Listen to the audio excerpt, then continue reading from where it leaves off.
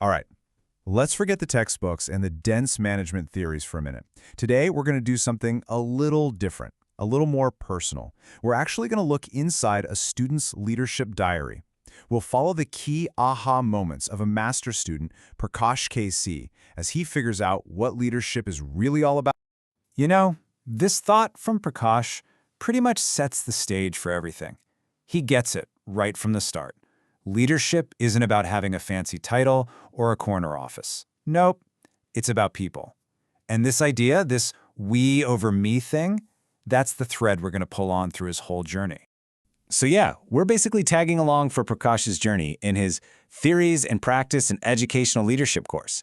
He kicks things off with a question that I bet every single one of us has thought about. What actually makes a great leader?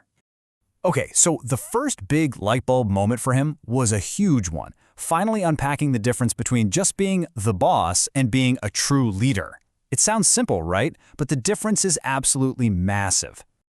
This comparison really clears things up. See, a manager, they often administer. They maintain the way things are. They're focused on the systems and keeping things under control. But a leader is different. They innovate, they develop people, and they inspire trust. It's kind of like a manager maintains the machine while the leader inspires the people running it. And get this little story from the course facilitator. It just nails the point. The secretary's power was tied to his job, to his desk. The second that was gone, poof, so was his influence. But the minister? His influence came from his leadership, from the impact he had on people's lives. And that kind of thing, it lasts long after the official title is gone. So once he got that difference, it kind of opened up a bigger idea for Prakash. The next step was realizing that our whole understanding of leadership isn't set in stone. It has changed a lot throughout history. And this, of course, led the class right into that age-old debate, the classic question. Are leaders just born special, or can they be made? Can leadership be learned? To figure that out, they took a look back through time. This whole historical journey is pretty cool. It all started with the great man theory, this idea that great leaders were just born heroic. But then thinking started to shift. We went from focusing on personality to focusing on influence, how to motivate people. Then it changed again to behavior. What do leaders actually do? And from there, we started to realize that the situation and the context matter a lot. All of this led us to the modern idea of transformational leadership, which is all about inspiring vision and real, lasting change. It's a journey from who you are to what you do and how you adapt. So you've got all these theories floating around, right? How do you make them stick? Well, they made it real. The students dove into the lives of some truly iconic leaders, turning all those abstract ideas into real human stories. First up was Ratan Tata, the legendary chairman of India's Tata Group. His life was this incredible case study in a kind of leadership that isn't about ego, but about humility and a deep, deep sense of service. And what Prakash took away from Tata's story was just, wow. Tata truly believed that business had a bigger purpose than just making money. It had to serve humanity. His entire leadership style was built on compassion and integrity, proving that you can be wildly successful and still be incredibly humble. They can, and they should, go hand in hand. Next, the class turned to an absolute titan of transformational leadership, Nelson Mandela.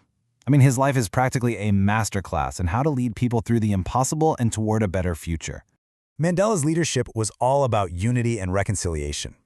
His whole philosophy of forgive, don't forget, well, it wasn't about pretending the past didn't happen. It was about learning from it so you could build a future together. It just goes to show the most powerful kind of leadership requires unbelievable resilience and a moral compass that just does not break, no matter what. So, after looking at history, at theories, at these incredible real-life examples, what was the big takeaway? What was the final lesson? It was this. Leadership isn't a title you get or some finish line you cross. It's a process. It's something that's always evolving. To get a handle on that process, the class looked at practical models like this one from Kurt Lewin. It shows that real change doesn't just happen. First, a leader has to help unfreeze the old ways of doing things, get people ready for something new. Then you can bring in the change. But here's the crucial part. You then have to refreeze that change so it becomes the new normal. It's a whole cycle. Another big idea was total quality management, or TQM, and it perfectly sums up this whole continuous journey theme. See, TQM isn't just a toolkit, it's a whole way of thinking.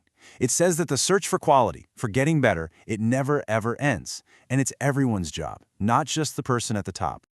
And that brings us to this perfect little summary from the course facilitator himself, Dr. Hari Lamsal. This was basically the final big idea of the entire course. It's not about getting to the top of the mountain. It's about the climb. It's about always growing, always reflecting, and always serving. So what do we take away from Prakash's diary? Maybe it's this final quote from John Maxwell that wrapped up the course. A true leader, they don't just point to a map. They know the way, they show the way, and they go the way. It confirms everything we've just talked about. Leadership isn't a position you hold. It's an action you take. It's a journey.